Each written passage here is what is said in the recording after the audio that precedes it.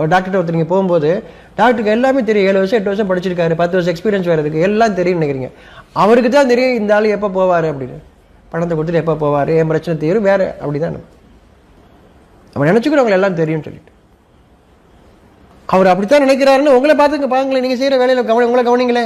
நீங்கள் என்ன எந்த எண்ணத்தோடு ஒருத்தரை பார்க்குறீங்கன்னு அதே எண்ணத்தோடு தான் அவர் இருப்பார். ஞாபகம் வச்சுக்கோங்க.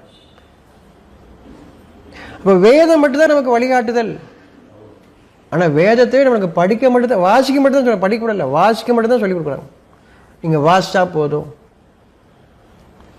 பிரம்ம முகூர்த்தத்தில் வாசித்தா போதும், உச்சி வெயிலில் வாசித்தா போதும், இப்படி ஏதோ ஒரு நேரத்தை குறித்து அந்த நல்ல நேரத்தில் வாசித்தா போதும், உங்கள் பிரச்சனைலாம் காணா போயிடும் அப்படின்னு.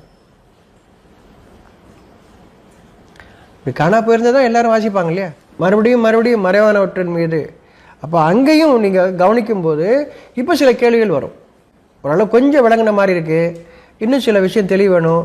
இப்போ கேள்வி கேளுங்க, நம்முடைய வாழ்க்கையில் கேள்விகள். இப்போ நீங்கள் எந்த அளவுக்கு பக்குவம் அடைஞ்சு வரேன்னு கவனிங்க. இப்போ உங்களுடைய பேச்சு, உங்களுடைய பிள்ளைங்க கிட்ட, உங்கள் கணவன் மனைவி கிட்ட, அண்ணன் தம்பி கிட்ட நீங்கள் பேச்சுக்களில் இன்னும் தெளிவு ஏற்படும்.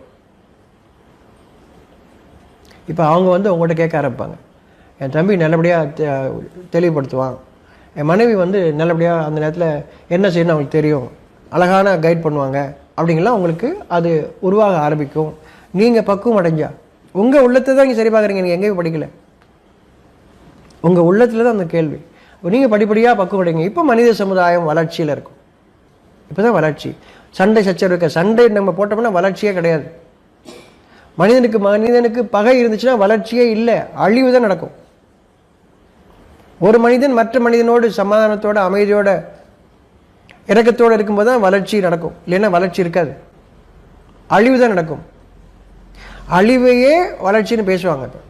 இப்போ உலகத்தில் பெருசாக பேசிக்கிட்டு இருக்கிறது போல அதான், மனித சமுதாயத்தை கூட்டம் நிறையா கூடிடுச்சு, எல்லாத்தையும் குறைக்கணுன்றான், கொல்லணும்னு சொல்கிறான், அவ்வளோதான். ஆனால் அப்படி சொன்னால் யாரும் ஏற்றுக்க மாட்டாங்க இல்லையா? வேறு விதமாக சொல்லுவாங்க.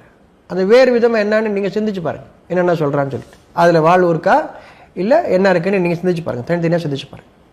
அப்போ எது நீங்கள் உங்களுடைய பகுதியில் எப்படி திட்டம் வருதுன்னு உங்களுக்கு தெரியாது, நீங்கள் சிந்திச்சு பார்த்தா உங்களுக்கு தெரிஞ்சிடும். இது வாழ்வதற்கான திட்டமா, வாழ்வதற்கான காரியமா, இல்லை இறப்பதற்கான காரியமான்னு உங்களுக்கு தெரியும். அதுலேருந்து நீங்கள் பாதுகாக்கப்படுவீங்க. அவங்க உணர்வை கவனிக்கும் போது ஒவ்வொருத்தருக்கும் தனித்தனி, ஒரே இது கிடையாது. ஒவ்வொருத்தரும் தன்னுடைய உணர்வை மட்டும் கவனிங்க.